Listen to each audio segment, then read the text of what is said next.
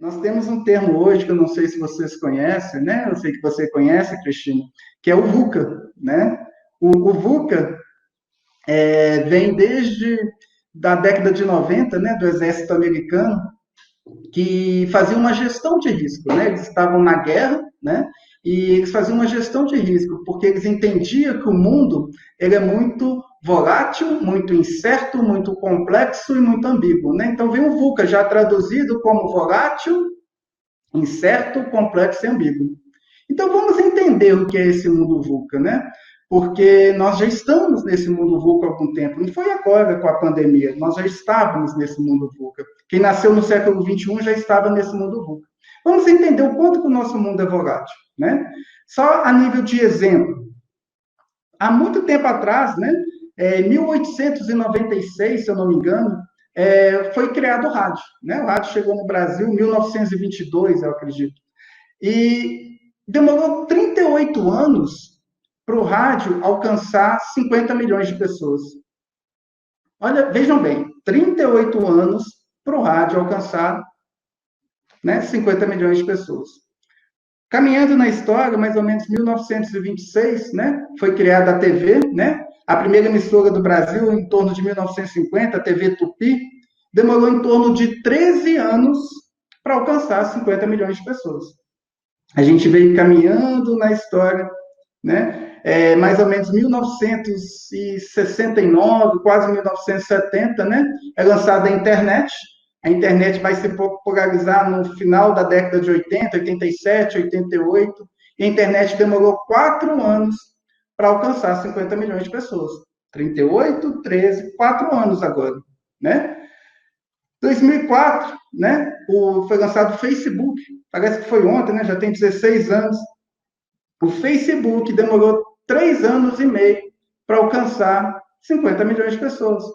Depois do Facebook veio o Twitter, 2006, 2008, aqui no Brasil, né? Também parece que foi ontem, mas já tem 12 anos, quase 14 anos. O Twitter, que veio nesse período, 2008, demorou em torno de 9 meses para alcançar 50 milhões de pessoas.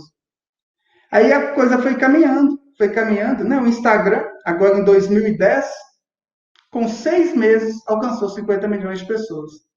A história continuou caminhando, né? Estão percebendo o quanto que o mundo é volátil, o quanto que as coisas estão acontecendo rápido, né?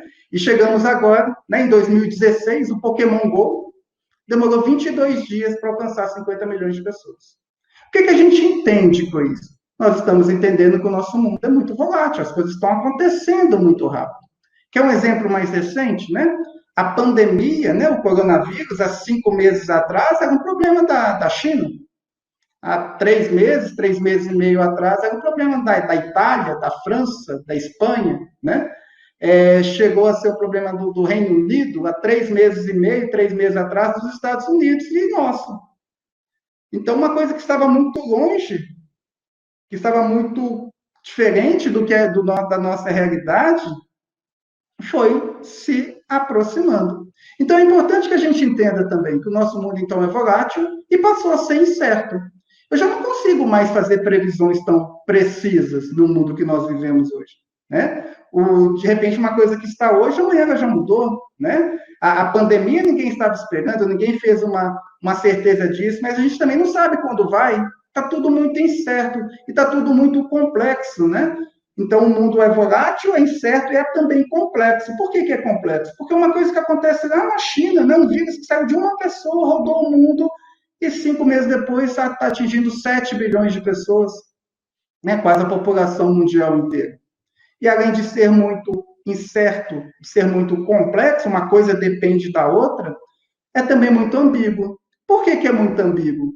Só para, a nível de referência, o Facebook dos Estados Unidos tem 56 tipos de situações para definir o gênero da pessoa. Não é só homem e mulher. Você tem 56 opções para você se identificar, né, e se ver representado. Então, a mesma coisa pode ser vista de várias maneiras diferentes, dependendo do ponto que você está enxergando. Então, esse mundo VUCA que nós vivemos hoje é um mundo que nos permite, que nos dá essa necessidade de atualização. A gente precisa se atualizar. Então, o livro do Carl Rogers, que ele vem falar sobre esse mundo VUCA, a gente começa a entender, né, da importância da gente lidar com toda essa situação. E como que eu consigo esse processo de atualização? Como que eu consigo estar dentro desse mundo VUCA? Por meio de uma análise existencial. Se o mundo mudou, eu preciso rever os meus conceitos. Eu preciso rever aquela análise que em algum momento da vida, possivelmente eu já tenha feito, né?